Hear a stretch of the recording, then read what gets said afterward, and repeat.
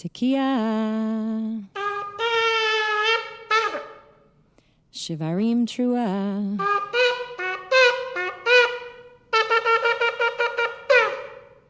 Tekiah, Tekiah,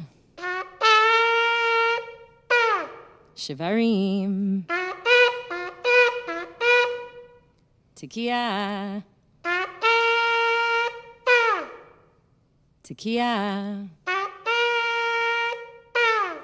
Teruah, Tekiah.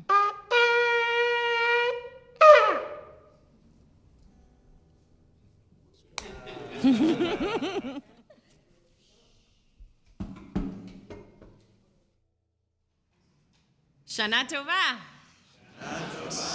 Welcome into this new year. Welcome to Mishkan. Welcome long-timers. Welcome first-timers. Whew. Thank you. Welcome. Welcome to all of you. As the sun sets on the 29th of Elul and the new moon rises, the tiny little sliver of it, on the 1st of Tishrei, right now we begin the Jewish New Year. Thank God. The year that has passed has been one of the hardest that I can remember ever in my life. Certainly as a rabbi, I imagine that is true for many of us. And yet, here we all are, all over the world, coming together to celebrate. And on some level, it feels almost cruel, asking us to muster joy while the turmoil in our world and in places we care deeply about and in some of our lives, honestly, is very much ongoing. But I guess what I want to say here is that as a people, we've done this before. We've done this before.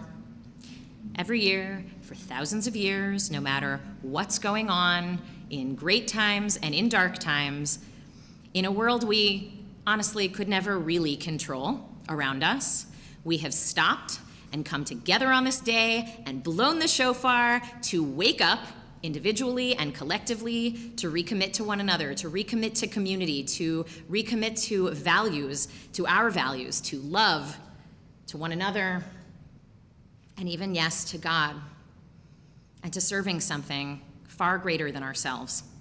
And that is the essence of what this day is about today, whether from ancient times till this very moment, lifting up our heads, coronating, literally, something bigger than ourselves, as sovereign in our lives, in whose service and in whose love and light we are trying to walk. That's the goal. And truly, in ancient times, in Babylon, the first of Tishrei was the day of coronating kings. And our tradition brilliantly and counterculturally said, nope, we don't bow before flesh and blood. We don't submit to any one person to call the shots of our lives. And we don't resign ourselves to powerlessness. Rather, we place ourselves in the service of Melech Malchei Hamlachim, which is to say the King of Kings, the sovereign above all sovereigns, the Holy One, God. And in this case, I don't mean actually the character of God. I'll talk a little bit about the character of God in the Torah. Tomorrow, you know I like to talk about that character, but actually tonight I mean the life force that stitches all of us into a common web of destiny with all of the other living beings on this planet. And so, I invite you, wherever you are, to sit up a little bit straighter, to place your feet on the ground if you're able,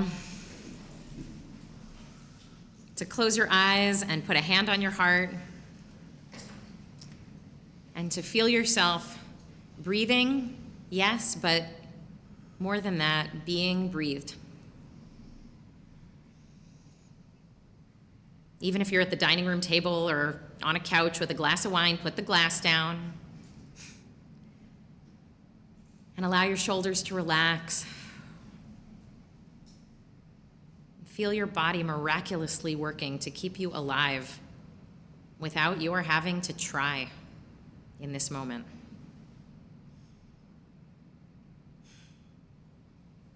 There were no guarantees for any of us that we would arrive in this new year. There were no guarantees for any of us that we would arrive in this new year. And so now we have 10 days of powerful, joyful work ahead of us. You can take your hand off your heart if you want, or leave it there if you like. We're going to pace ourselves, prayer by prayer, and for all that, yes, we will look backwards and look forwards at where we are now and where we should go and do all that heady stuff. We will also not squander one opportunity for joy and gratitude that has kept us in life here so far. Baruch atah Adonai Eloheinu melech haolam shehechiyanu v'kimanu v'higiyanu lazman hazeh. Blessed is the one who has given us life, who has held us up, and who has brought us into this moment. Shana tova, welcome to Mishkan. Let's sing.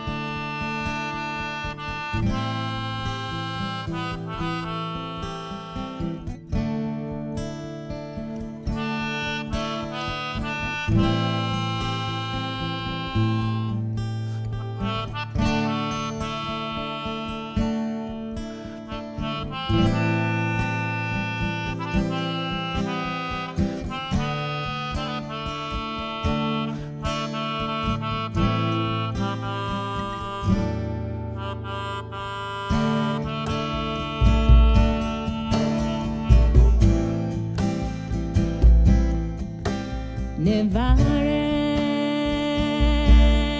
את מעיין חיינו,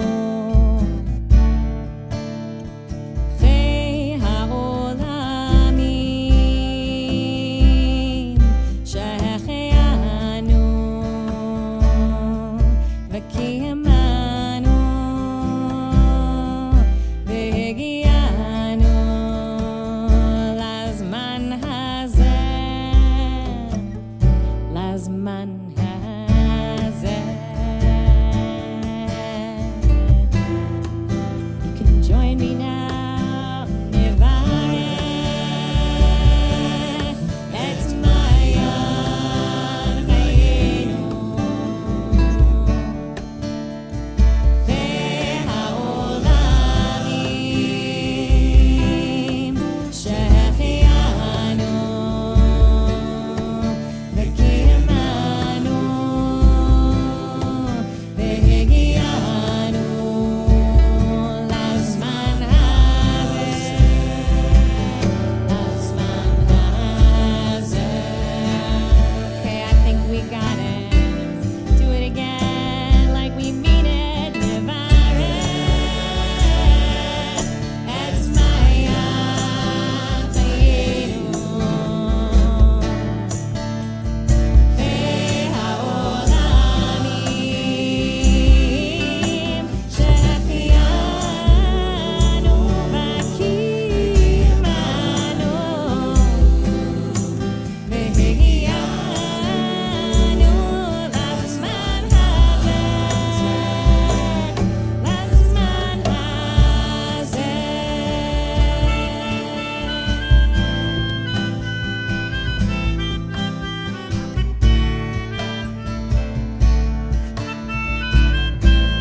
Benji on melodica.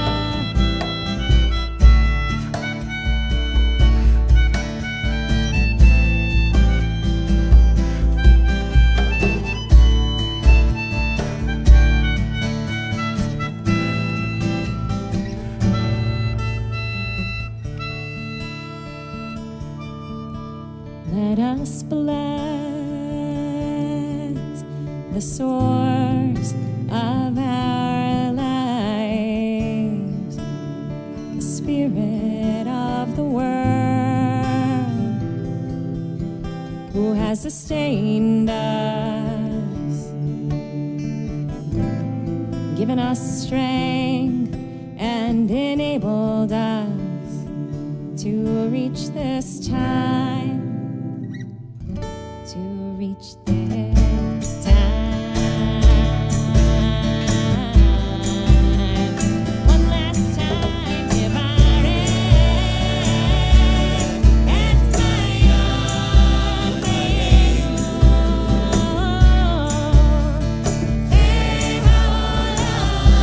והעולמים שהחיינו וקיימנו והגיענו לזמן הזה, לזמן הזה.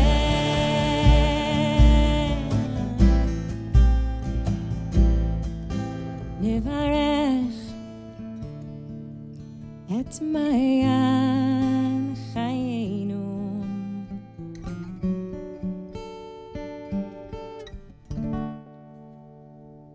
I invite us to stand. We're on page 9 in your Machzor.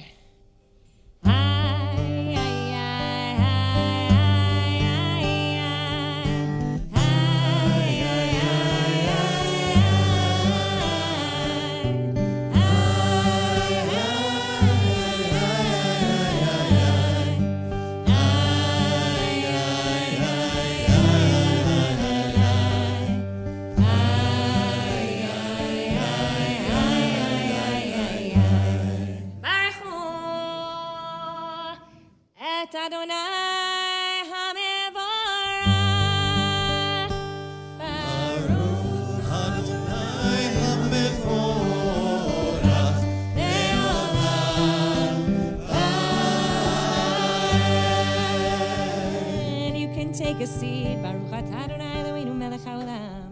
אשר בדברו מעריב ערבים בחוכמה פותח שערים ובנועם שני אותי מחלק את הזמנים מסדר את הכוכבים מי שמירותיהם ברקיע כרצונו בורא יום ולילה גולל אור מפני חושך וחושך מפני אור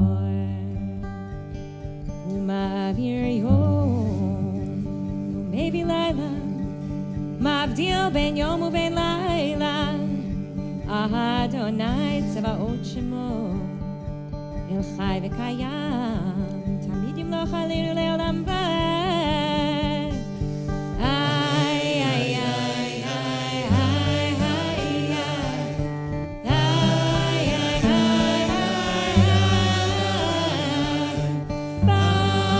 ברוך אתה אדוני המעריב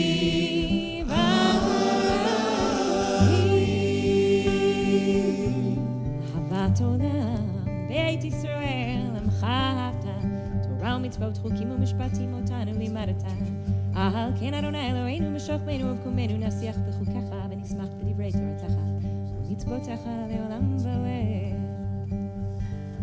כי הם חיינו ואורך ימינו ובהם נגע יומם ולילה ואהבתך אל תסיר ממנו לעולמים איי איי איי איי איי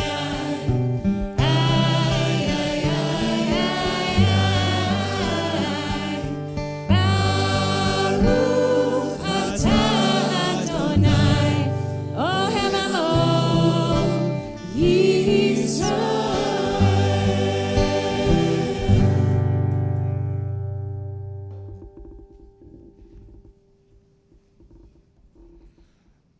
Prayer and ritual can be complicated, especially during the high holidays when we incorporate words and melodies, paragraphs and paragraphs that we find in this machzor here that you don't hear at any other point throughout the year. The Shema, which we're about to do in a moment, this touch point that we come back to every day throughout the year reminds us to slow down, these words that are repeated by some of us daily. And in slowing down, we're reminded that you have what it takes to do this. You have your breath to take in the air slowly and intentionally to say these words. You have your perception, the texture of the words on the page or their sound in the air around you. You have your presence, the recognition that you are here right now, and that you are enough as part of this oneness.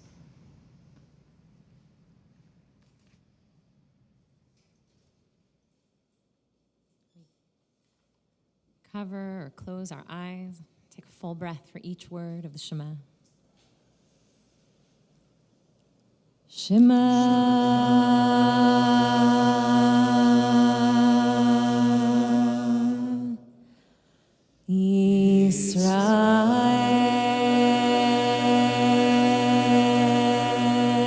Yisrael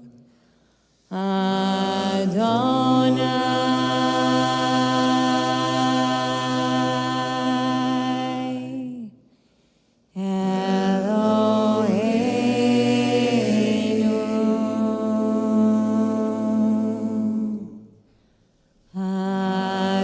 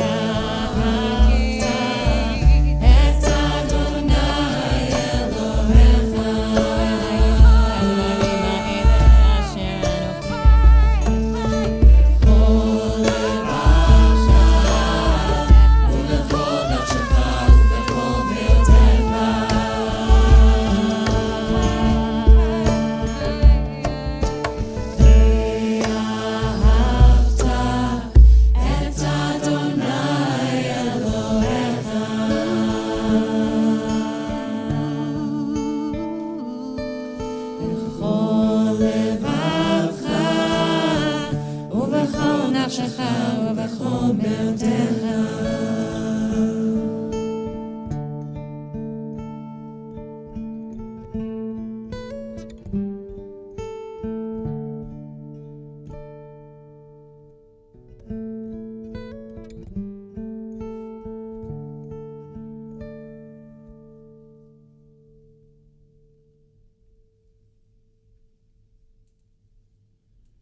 Turn to page 14.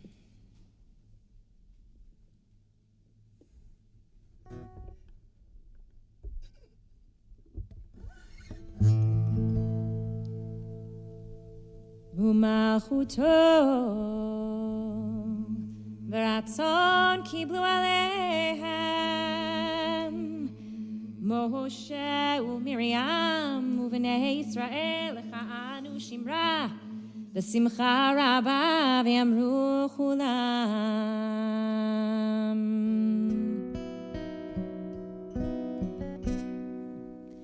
מי כמוך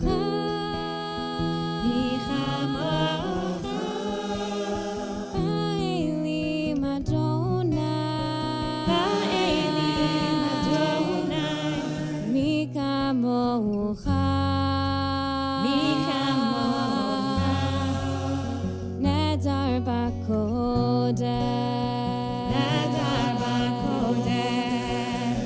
נורא תהילות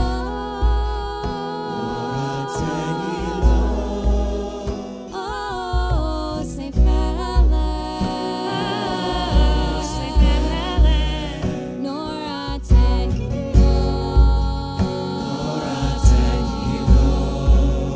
אוסף Turn the page to 15.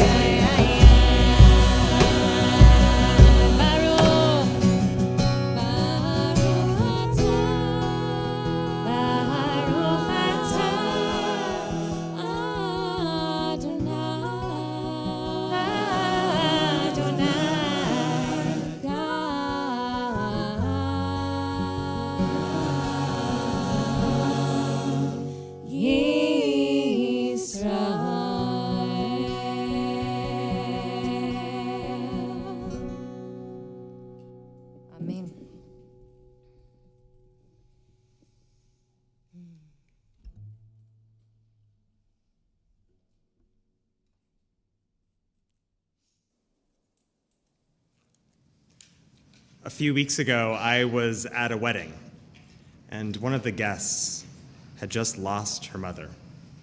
I had been at the Shiva only a few days before, and I asked her how she was doing. And she said that it felt like she had two hearts, one so full of love for her friend, and one still broken after saying goodbye to her mom. I like to think of us as a yes and people, and what I mean by that is that our tradition recognizes that we are complicated and our lives are complex. And as a result, each of us is usually holding a tangle of joy and sorrow, hurt and healing, hope and fear. Yes, and. This past year, we have celebrated baby namings and kids becoming bar mitzvah and people getting married. And we have also carried each other through sickness, been visited by grief, lost loved ones. On Rosh Hashanah, we hold both, yes, the blessings we have received and also the wounds and scars of whatever difficulties we've encountered this past year. Following words of celebration and possibility, Hashkivenu, hold space to think about the places in our lives and in the world that feel broken right now. To pray that a Sukkat Shalom, a shelter of peace, might spread over them and us so that rest and repair can begin to happen. Know that wherever you find yourself this Rosh Hashanah, whatever you're carrying into the new year, you belong here. You belong here. If you're joining us online, who tonight are you praying for and holding in love? I invite you to drop their name in the chat or in the second paragraph of page 15.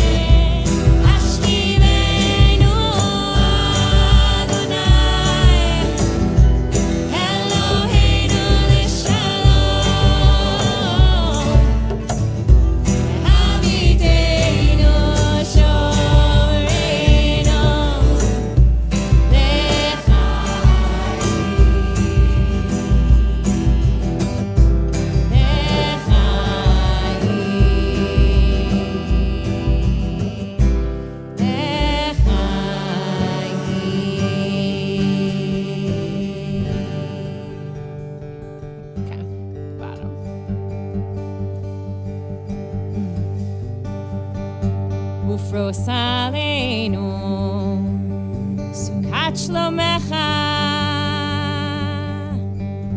ברוך אתה אדוני הפורש סוכת שלום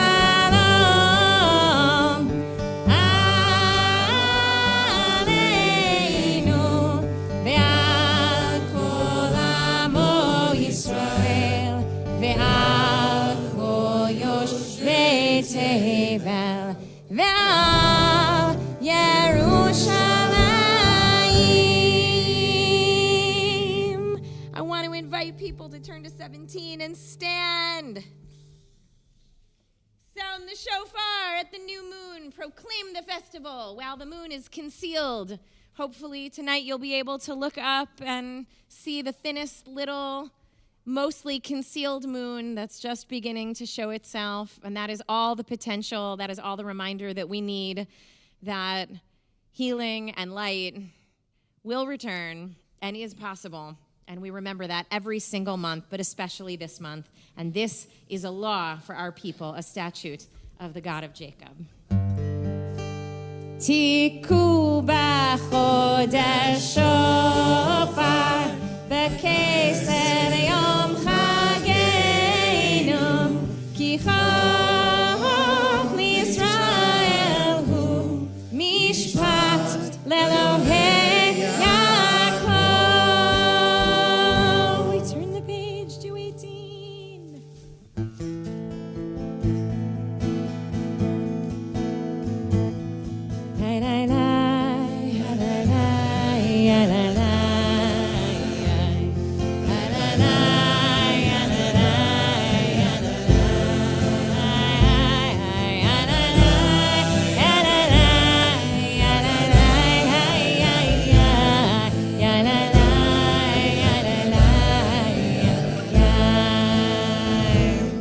יתגדל ויתקדש ברבם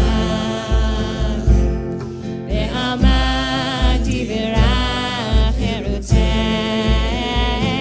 וימליך מלכותי בחייכון וביום בכון ובחיי דרכו בית ישראל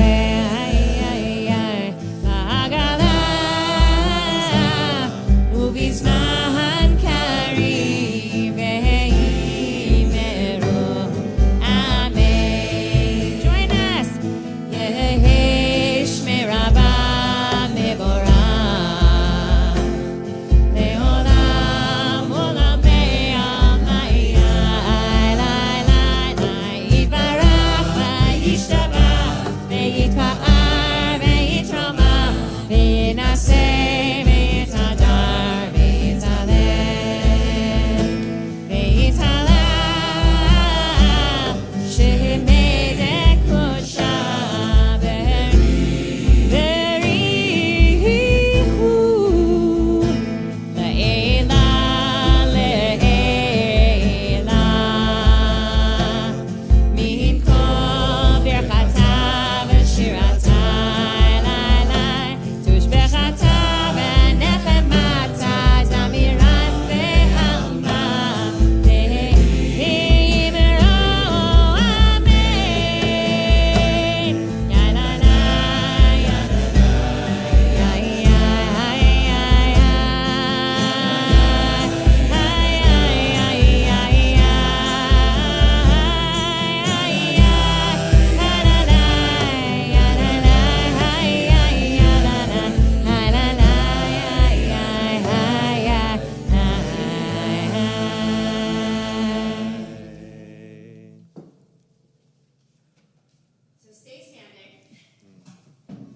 As we move into our first Amidah of the season, it dawns on me that more people show up for shul during the high holidays than at any other time of year, and therefore there are more people who feel like they don't know what is going on.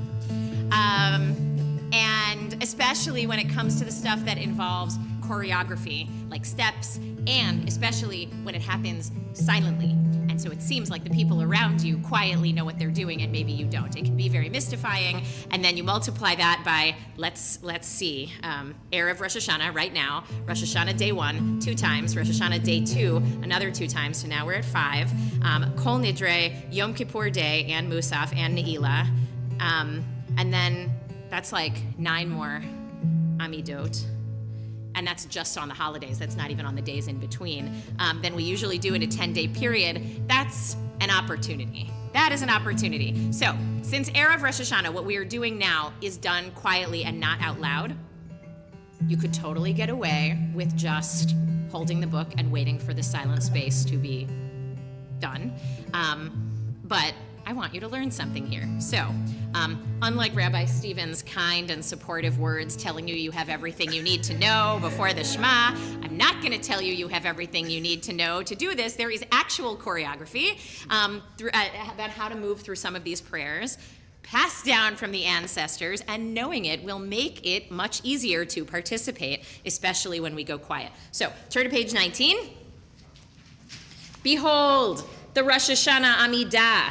We're going to continue to reference this, to turn back to this throughout the high holidays. There are opening words. See these? Adonai sefatai tiftach, ufi agiti hilatecha. God, open my lips, may my mouth declare your praise. And with each one of those words, you take a step back. Adonai sefatai tiftach. You can try it with me. Adonai sefatai tiftach. And then step forward, ufi yagiti hilatecha. 3 steps backward, 3 steps forward. And then you get the Amidah.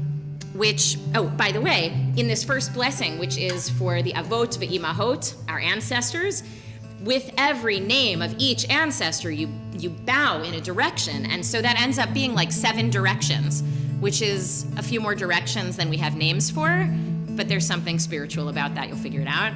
So Abraham, Yitzchak, Yaakov, Sarah, Rivka, Rebecca, Leah, kind of covering all of your, like all around you, basically, surrounding yourself with everyone who's come before you, your actual ancestors, your spiritual ancestors. And then what you'll just notice as you move through, turn to page 20, every blessing, or rather every theme, ends with a blessing. And the first 3 themes are the same every single day. Doesn't matter what day it is, doesn't matter that it's Rosh Hashanah. The first one is about our ancestors. The second one, as you see here, is God's power, specifically in compassion. It's cool to see that. And then you get to the holiness of God. That's actually also a standard one. Then turn to 22. And then finally you get the holiness of this day. Great, keep going, keep going. You don't do the box in the gray because it's not Saturday night. And then turn to 24. Oh, we're still going. We're still going in the blessing for specifically Rosh Hashanah day. And then finally on page 25, you get the blessing. And then you end that particular theme. And now we're back into the themes that are standard Amidah themes, no matter what day it is. Avodah, meaning service or worship. Modim, gratitude. And the way that these blessings are written, or rather that the words are written here, it shows you the words are even bowing. Modim anachnu lach. That's another little choreography moment. And then you keep going here. And finally you get to 28, where we get a blessing for shalom, for peace. And the truth is, every one of the blessings, Baruch atah, da-da, those are standard, and those have been that way for a very, very, very long time. But the paragraphs before them have also been that way for a long time. However, they're more like jazz, which is to say, at some point, some rabbi was riffing off that blessing, riffing off a blessing for the ancestors, or God's power, or peace. And then his words got written down in here. But that doesn't mean your words need to be his words. These are all an invitation for actual authentic connection with the theme of the prayer. So if the words on the page are working for you, great, use them. But if the theme speaks to you in some more personal way, it's designed for you to play your own prayer jazz, so to speak. And that's what you should do. So the blessings of the Amidah are the foundation for all of that. We're going to turn back to 19. And as we ask God to open our mouths in order to praise, we open our hearts as well. And we take our 3 steps backwards and 3 steps forwards as we sing. Adonai sefatai tiftach ufi yagid tehilatecha. Adonai, bring words to my lips, let my mouth declare your praise. Come back in a few moments.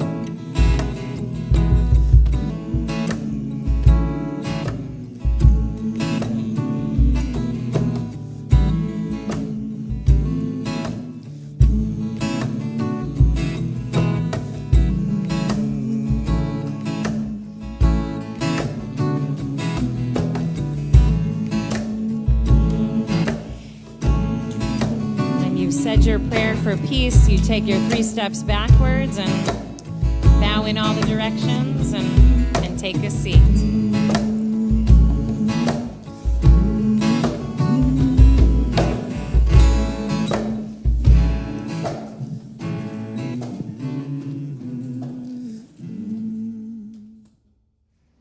A few months ago, Mishkan welcomed 30 brand new Jews into our people.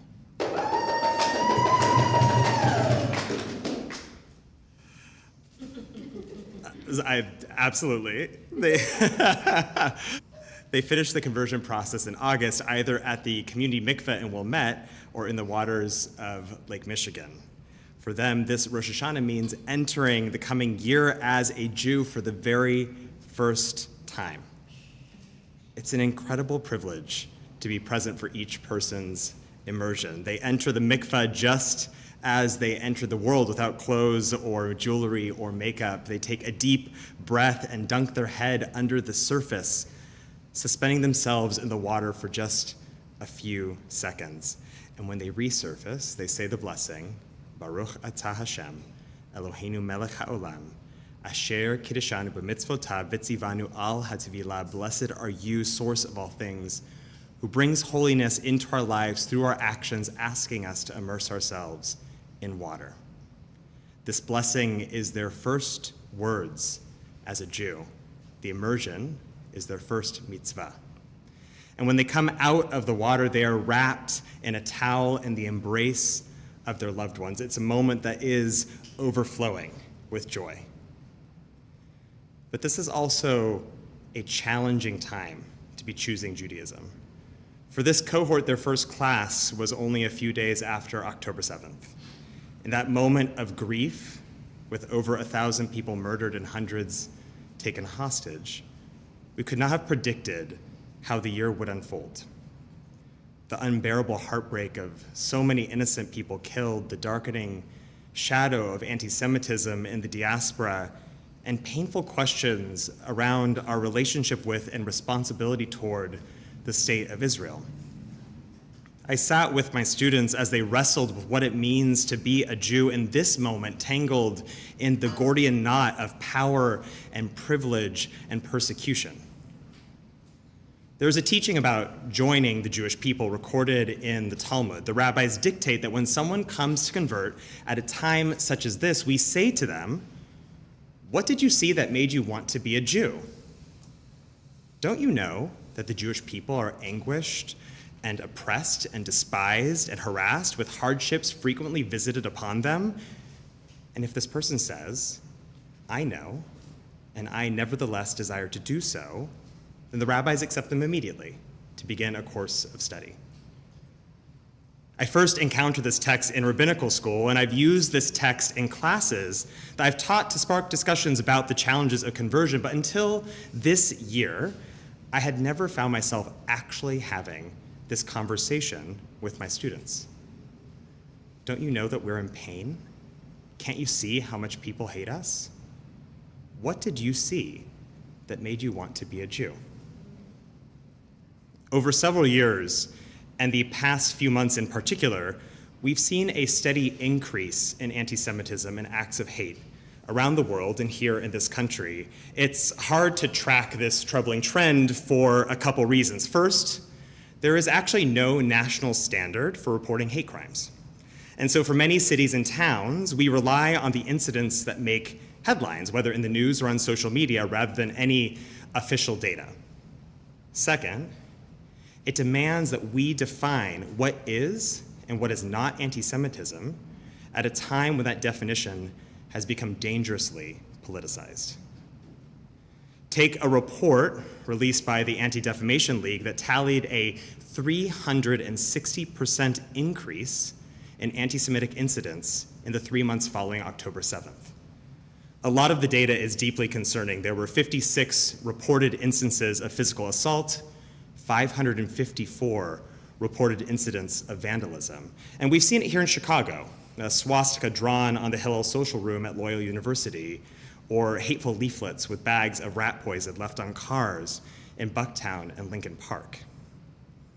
But also, folded into the ADL's staggering statistic are rallies that included anti-Semitic or anti-Zionist rhetoric. We have to be very, very careful to distinguish between people protesting the actions of Israel and people using the veneer of moral outrage as a veil for their hatred. Anti-Zionism and anti-Semitism should not be conflated, even if they can overlap. And those of us who are in the work of Palestinian solidarity must be honest about how certain expressions of anti-Zionism push out and alienate Jews who largely feel connected to Israel in some form or another. Many of these Jews are also those who have joined in parallel the hundreds of thousands of Israelis who've been calling for a ceasefire, an end to the occupation, and holding Netanyahu and his allies accountable. Being a Zionist can and should include a critical eye toward the state of Israel. And being an anti-Zionist does not have to mean and should not include a denial of Jewish indigeneity. Our history connects us to Eretz Yisrael. This doesn't mean that the state of Israel needs to look the way it does now, but the fact is that 7 million Jews, alongside 7 million Palestinians, call that land home, just as their ancestors did. A recent survey out of Brandeis looked at the attitudes of undergraduates who attend universities with significant numbers of Jewish students. They found that 2/3 harbored no hostility towards Jews or the state of Israel, and I couldn't decide if this number was relieving or concerning, although in the inimitable lyricism of Meatloaf, 2 out of 3 ain't bad. Among the remaining third, it was split in half between those hostile towards Jews but not Israel and those hostile towards Israel but not Jews. Only a small number actually expressed views that could be categorized as both anti-Zionist and anti-Semitic. Yet the lead researcher warned that these groups sometimes draw upon similar rhetoric, and that the term Zionist, unmoored from its original meaning, can become, quote, a different way of expressing the same old hostility, the same old prejudices. We need to be wary of conspiracy myths, regardless of the label that is being used, and we must understand how slogans and statements are shaped by histories that precede this moment. All of this proves how hard it can be, but also how necessary it is, especially for people who consider themselves part of these movements, to separate those who are critical from Israel from those who, whether consciously or through their own ignorance, hate Jews. It's clear that something has shifted. We have been placed at the center of a national debate that calls our sense of belonging and safety into question, including spaces where we previously felt like we fit in. I think this is particularly true for those of us who have found solidarity and shared purpose with political projects on the left, whether it's the fight for reproductive freedom or the movement towards racial equity. It can feel like our pain is not being taken seriously by people we have come to think of not only as our allies, but as our friends. Stories of young people being assaulted on their way to Shabbat dinner or storefronts being vandalized simply because they belong or cater to Jews belie the narrative of assimilation and success we have found in the Golden Medina and are horribly reminiscent of warning signs we should have paid closer attention to in the old country. We've watched as our grief has become the exception for national sympathy. Take the failure of women's rights organizations to show up for victims of gender-based violence on October 7th, or worse, the interrogation of these stories as propaganda. As Franklin Foer noted in an article published in The Atlantic earlier this year, the golden age of American Jews might be coming to an end. A report released by the American Jewish Committee, which surveyed people in the months following October 7th, found that 4 out of 10 Jews have personally experienced anti-Semitism in the last year.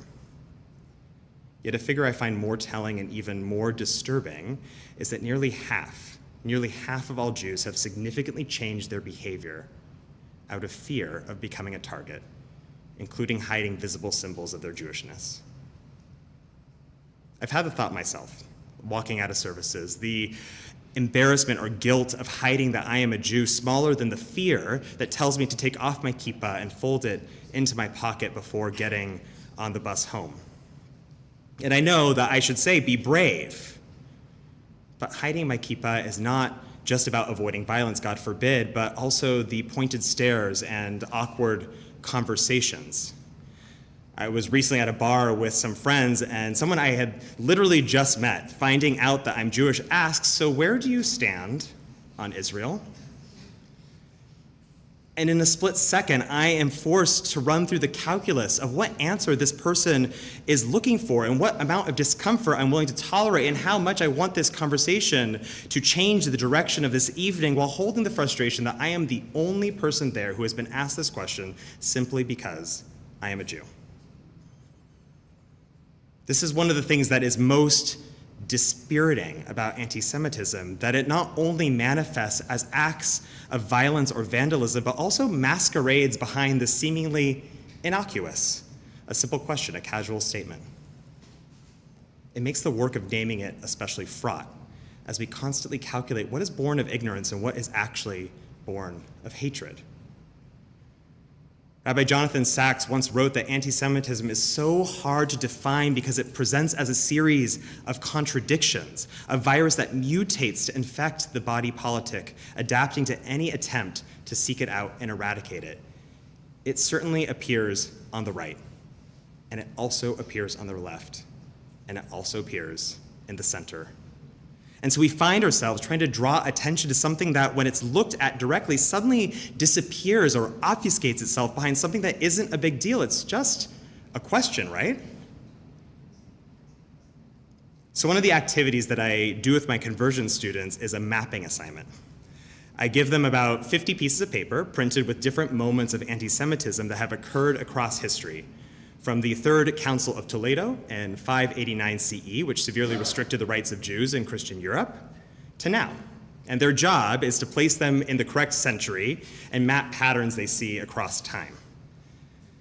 And one of the purposes of this activity is to show them how anti-Semitism thrives in close association with the truth. Let me give you an example. It is true that the Rothschilds were one of the most powerful banking families of the industrial age. It is true that they gave loans to European powers and therefore could be a decisive force in the wars between them.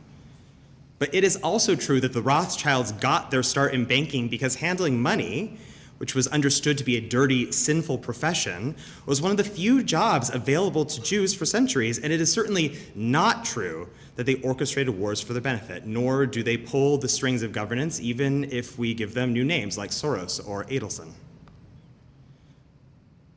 Barry Weiss, in her book, How to Fight Anti-Semitism, writes, "Anti-Semitism is fueled by the malicious, but often feeds on the ignorance of the well-intentioned. The social structures that allow the wealthy to profit from armed conflict should be dismantled. This is a just cause, but to assign blame to Jews is not only false, but it distracts us from the actual sources of inequality and injustice. Shane Burley and Ben Lorber, in their book, Safety Through Solidarity, observed that the simplified explanation offered by anti-Semitic conspiracies of Jewish control, quote, protects the powerful by telling the disempowered an inaccurate story about how to free themselves. Now, I'm intentionally putting Barry Weiss and Shane Burley and Ben Lorber in conversation with one another because anti-Semitism is part of the backdrop for all Jews, no matter where we fall on the political spectrum. Another purpose of this mapping assignment is to help my students understand how this hatred shapes the way Jews walk through the world. It can be odd to think of carrying the weight of anti-Semitism as a learned behavior, especially for people born into the Jewish community. For so many of us, this posture of vigilance and suspicion required to navigate a hostile world is inherited, perhaps innate, a knee-jerk reaction to the lessons of history. Research has shown that intergenerational trauma is not only taught, although the environment we're raised in plays a key role in this, but it can be passed through our very DNA. Dr. Rachel Yehuda, who's a leading researcher on epigenetic responses to trauma, studied the children of Holocaust survivors and found that there were changes to their genetic structure, particularly around the production of and response to cortisol, the stress hormone. She notes that epigenetic influences represent the body's attempts to prepare offspring for challenges similar to those encountered by their parents, and reinforced by observing our relatives' behavior and internalizing stories of the past, we subconsciously respond to warning signs that our safety is being compromised. Overall, my experience, as a Jew by choice myself, is one of acceptance, if not admiration. Yet the fastest my status as a convert gets used as a means of dismissal or delegitimization by other Jews is in hard conversations around anti-Semitism, and by extension, the role that the state of Israel might play as a safeguard against another Holocaust. There's a feeling that it's something that I just can't really understand, that no amount of education or empathy can replicate the epigenetic instinct inherited and reinforced through a lifetime of experience to always have an exit plan just in case. It's a cheap and hurtful way to win an argument. But in some ways, the people who use my conversion status as a trump card are not entirely incorrect. I walk through the world as a white, cisgender male who has been socialized to navigate the dominant culture of this country with ease. When I take my kippah off, people don't immediately perceive that I'm a Jew, and also, depending on what I'm wearing or how I'm acting, I'm not always read as queer either. Not only do I have the safety of hiding behind the identities given to me at birth, I benefit from their privileges as well. Now, some converts do come to our people with an understanding of what it is like to bear the weight of inequality and injustice. Their other identities, whether gender or sexuality or race or disability or chronic illness, already attune them to the insensitivity and brokenness of the world. And in fact, it is this experience of the world's brokenness that drives so many folks to choose our community as a people historically conscious of and committed to fixing it. And it is also true that anti-Semitism is a unique hatred. As Burley and Lorber note, it scrambles many of the categories that we commonly use to understand identity and oppression. As Jews, we stand at the intersection of power and powerlessness, privilege and prejudice, being pulled in and being pushed out in a way that doesn't sit well with how we conceive of other systemic problems like racism. Something I tell my students is that we learn about anti-Semitism to understand it, of course, but also so that we are better at recognizing it and combating it. I'm reminded of the posters for the United States Holocaust Memorial Museum. You might know the ones I'm talking about. They read, the next time you witness hatred, the next time you see injustice, the next time you hear about genocide, think about what you saw. We, as Jews by choice, may have not been inculcated with an instinct for identifying anti-Semitism, but we can, with practice, become more aware of how it continues to manifest around us, and perhaps more importantly, how it both commands and constrains this community that we have chosen to become a part of. An epigenetic trauma response is vital for for our survival, sometimes.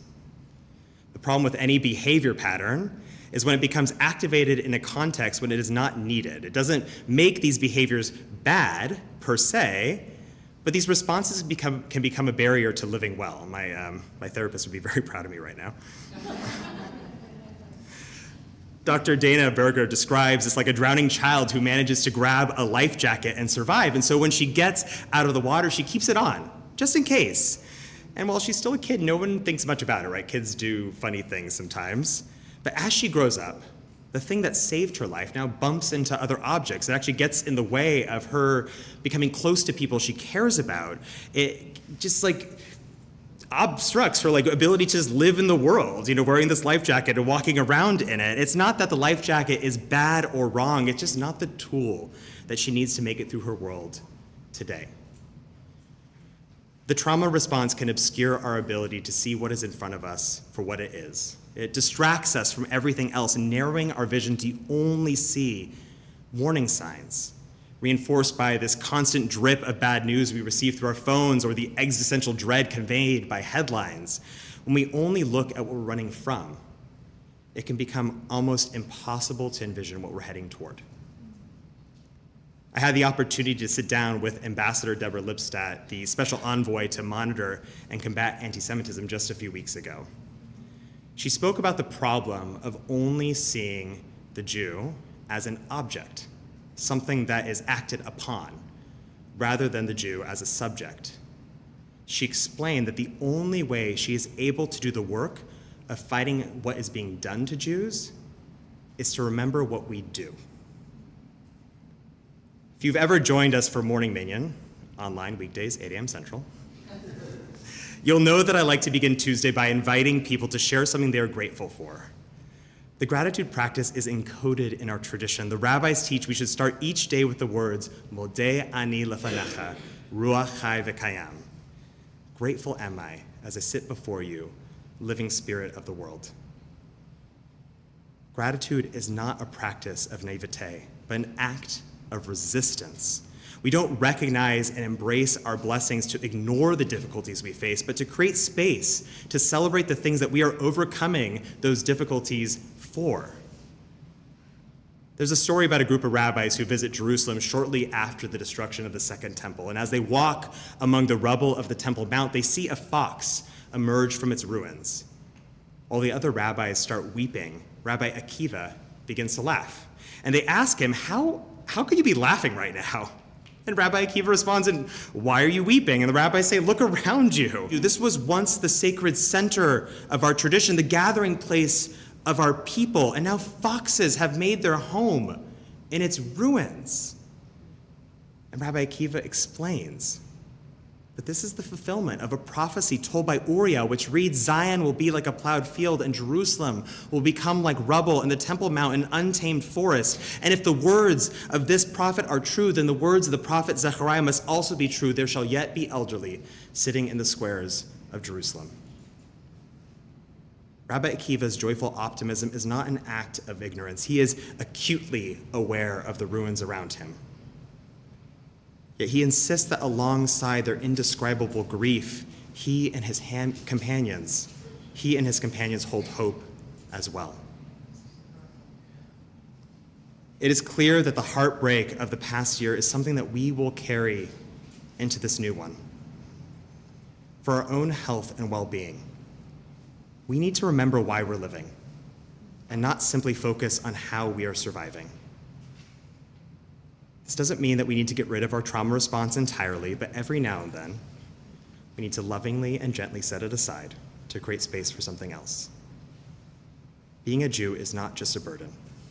It's a privilege. It's a privilege.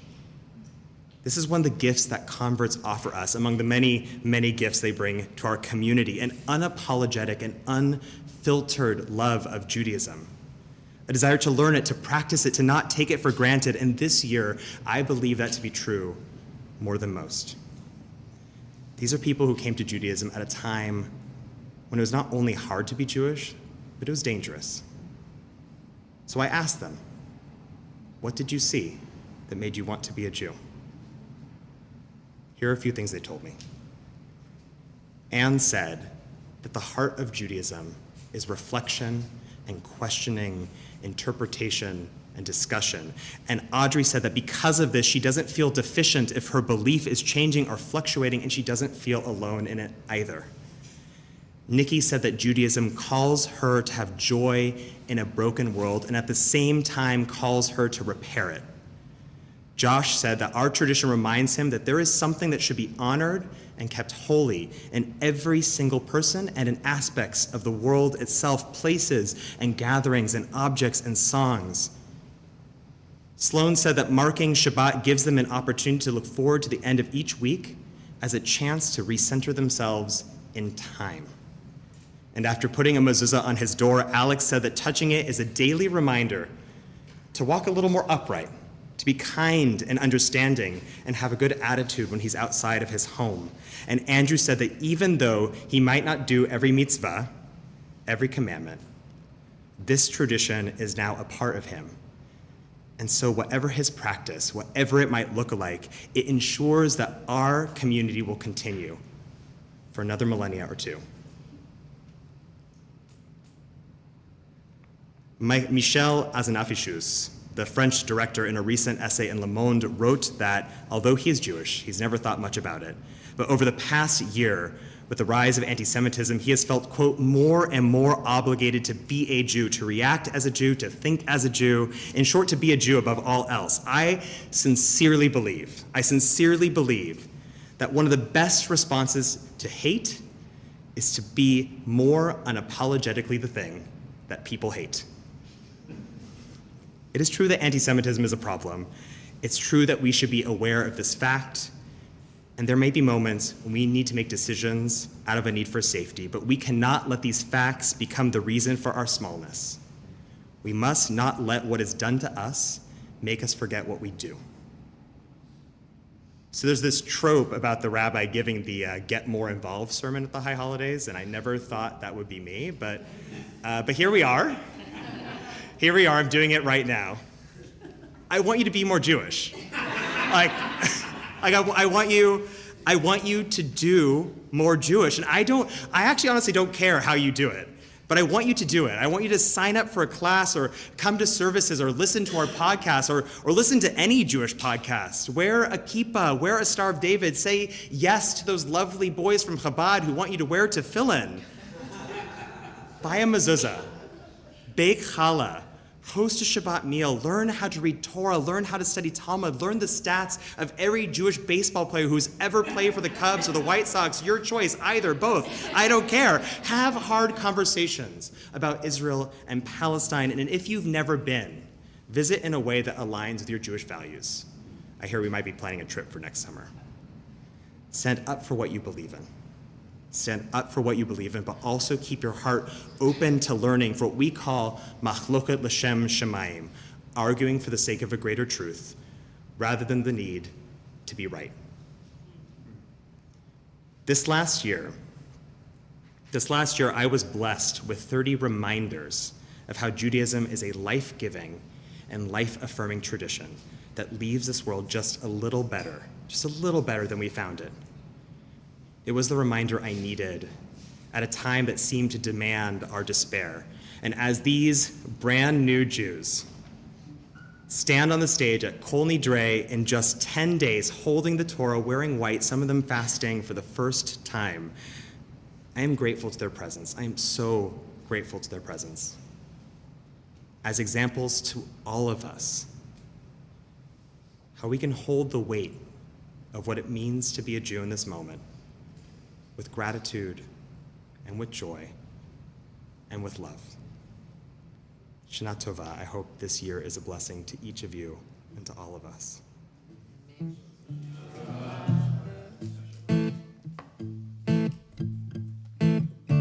want to invite everybody to stand.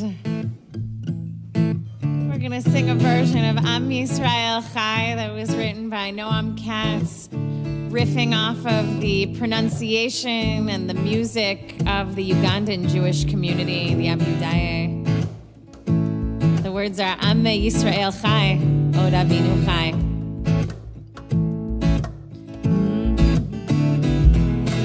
Am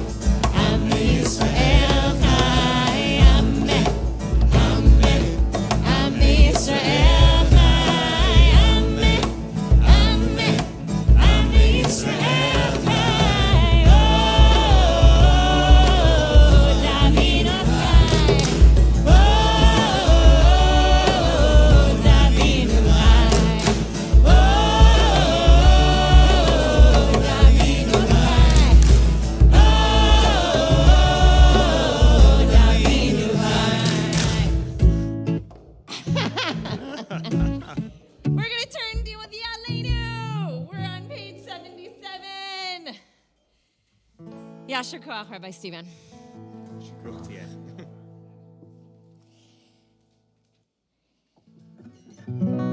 עלינו לשבח לדון הכל, לתת גדולה ליוצר בראשית, שלא עשנו כגי הארצות, ולא שמנו כמשפחות האדמה, שלא שם חלקנו כהם, וגורלנו ככל המונם, ואנחנו קוראים ומשתחווים ומודים לפני מלך מלכי המלכים הקדוש ברוך הוא.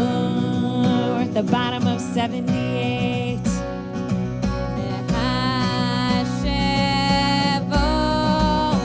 After her,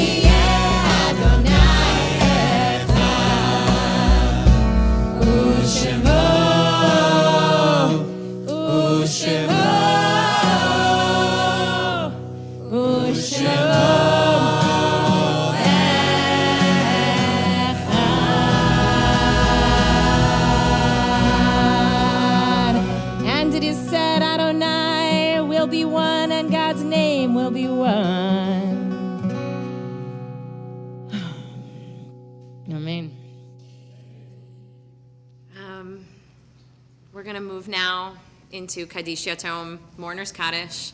We're arriving at the end of our service. If there's someone you're remembering tonight, of course, I invite you to stand. But if there is not, of course, you can sit. As we've talked about a few times tonight, holidays always hold joy and grief, and in particular, the grief of people who were here last year with us and aren't here this year. And maybe they haven't been here for a while, and maybe they died quite recently. Maybe someone who died this past year who you really thought would be here right now, maybe even sitting next to you. We buried parents and siblings and children, and we lost some major trendsetters and trailblazers. We lost some major trendsetters and trailblazers among our people this year: Dr. Ruth Westheimer, Diane Feinstein, Richard Simmons.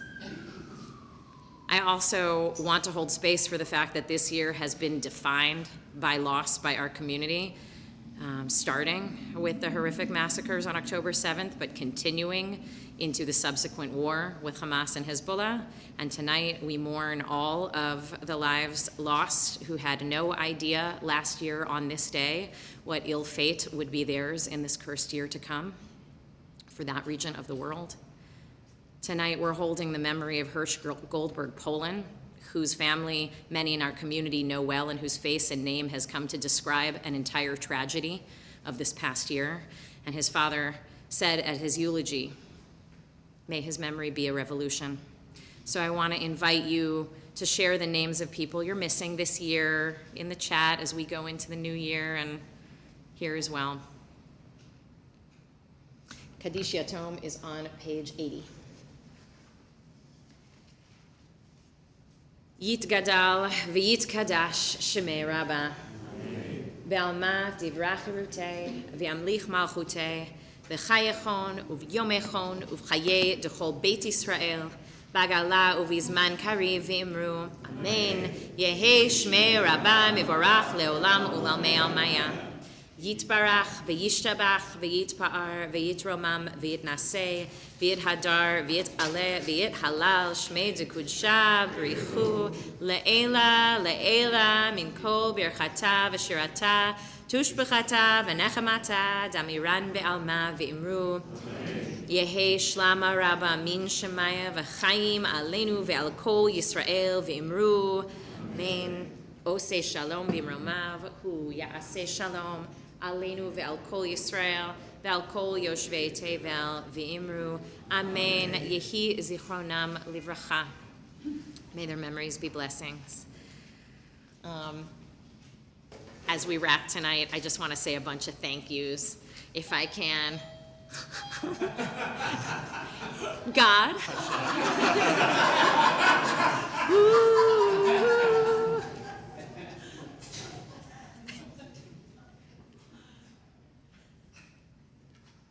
As we go into closing, I want to say a couple of thank yous tonight. First of all, to this amazing group of souls right here, this davening team,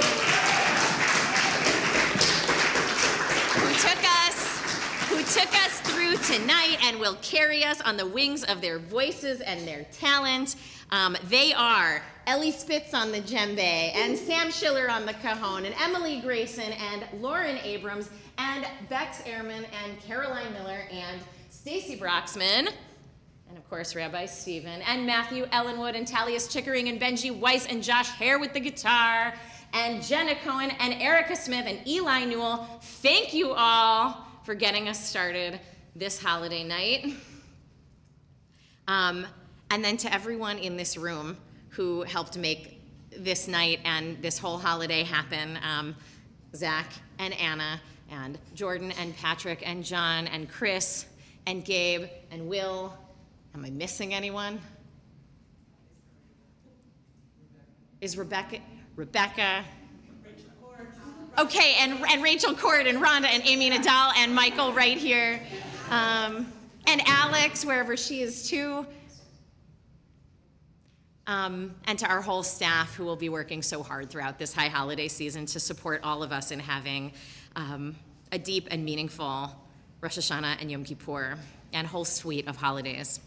We're really excited for the coming days. So we will see you tomorrow at the Copernicus Center in Jefferson Park. Kids services start at 9:15 in the morning. Grown-ups and everyone, the everyone services start at 10:30. We usually go until about 2:45, followed by lunch at 3. We would love to have you. There is still some space for that. You can go online to our website and register. For day 2, Rosh Hashanah, as always, we will be at Wells Park, weather permitting, and we will be starting there at 10 a.m. And we're sorry that is only in person, so I hope that you're able to come. We will daven for a couple hours and then walk over to the Chicago River for shofar and tashlich, the ritual casting off of our sins, the gunk of the year we don't want to bring with us, some kind of biodegradable thing that actually is healthy for the water. And if you are moved by what you saw and heard and felt here tonight and want to support our work, please do. Now is the time not only for tefillah and teshuvah, but also tzedakah. And so if you want to do that now, you can text to 44321, Mishkan 5785. Thank you in advance for supporting our community so that we can support you through this holiday season and so much more. All right, we love you. We'll see you in the morning. Shana Tova. May you all be inscribed for health and for life. Amen. Let's stand up. Let's stand up. Let's close out with the song.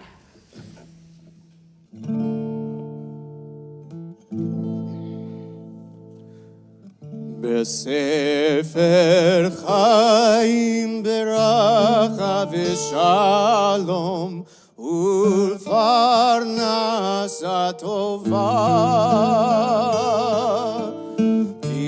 ניזכר וניכתב לפניך.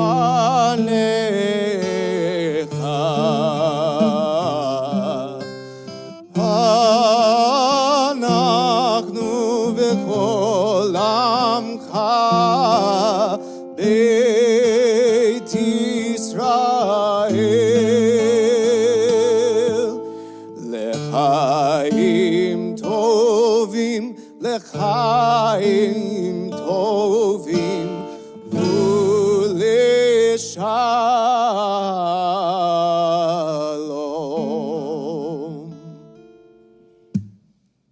בספר חיים, ברכה ושלום, ופרנסה טובה, ניזכר וניכתב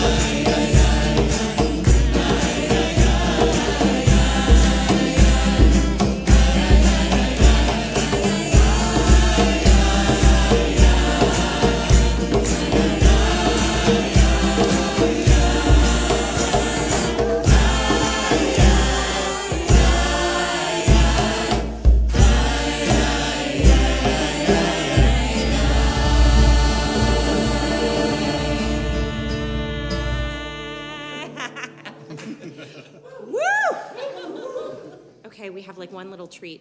Should we do the last little treat? Yeah. Should we do it? Okay. All right. All right. Let's hit it.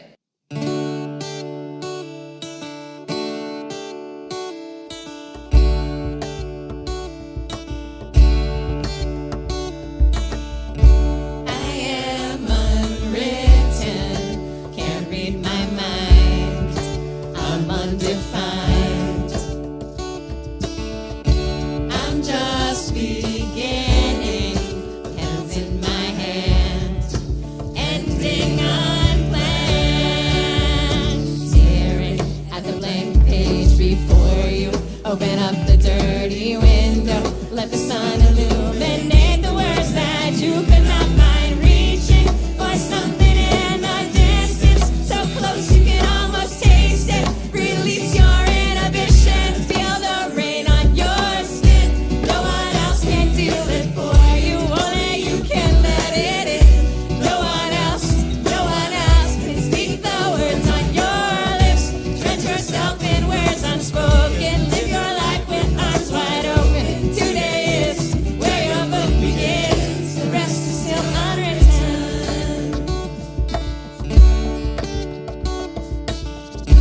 I break tradition, sometimes my tries are outside the line.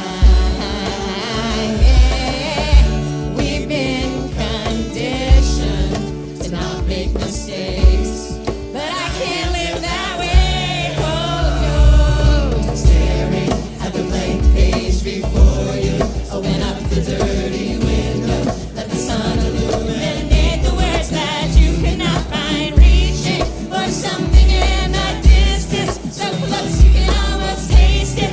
Release your inhibitions, feel the rain on your skin. No one else can feel it for you, only you can let it in.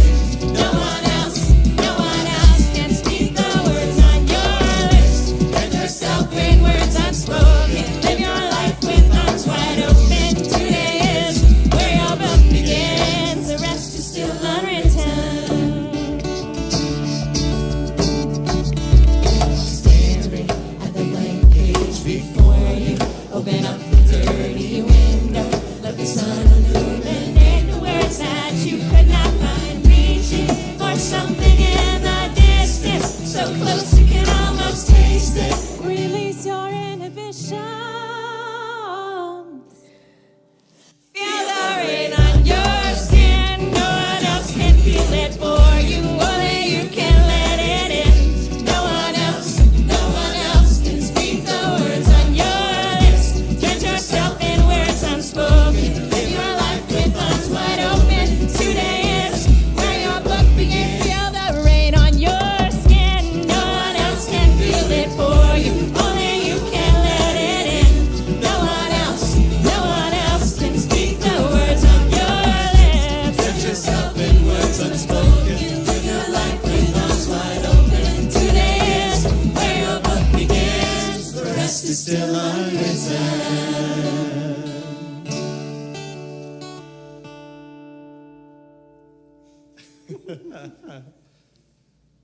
Shana Tova, everybody. Good night. See you in the morning. Yasher Koach. Y'all.